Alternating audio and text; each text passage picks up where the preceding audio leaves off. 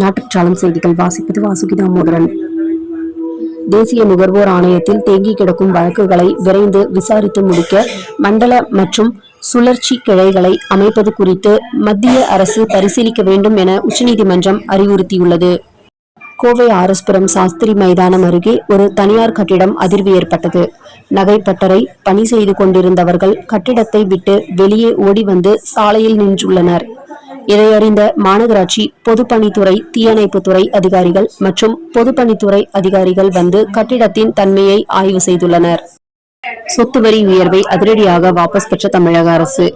சென்னை மாநகராட்சி எல்லைக்குட்பட்ட பகுதிகளில் சொத்து வரி உயர்வு மற்றும் திருத்த நடவடிக்கைகளை மக்கள் மத்தியில் எழுந்த கடும் எதிர்ப்பு காரணமாக தமிழக அரசு உடனடியாக நிறுத்தி வைத்து உத்தரவிட்டுள்ளது என தகவல். பழைய நிலையிலான சொத்து வரி விகிதமே தொடரும் என அதிகாரப்பூர்வமாக அறிவிக்கப்பட்டுள்ளது. கூடுதலாக வரி கட்டியவர்களுக்கு அடுத்த வருட வரியில் சரி செய்யப்படும் என தகவல். இந்திய திருநாட்டின் 80வது சுதந்திர தினம் நாளை ஆகஸ்ட் 15. நாட்டுப்பற்று என்பது அனைத்து சாதி மதங்களையும் கடந்து அனைவருக்கும் உரித்தானது. இந்திய குடிமகன் என அனைவரும் ஓர் அணியில் நின்று தேசத்தை காத்திடுவோம்.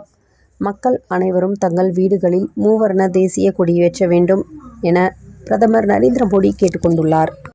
நடிகர் ரஜினிகாந்த் கேரள மாநிலத்தின் ஆளுநர் ஆகிறார் என தகவல். ரஜினிகாந்தின் நியமனம் குறித்து அதிகாரப்பூர்வ அறிவிப்பு விரைவில் வெளியீடு.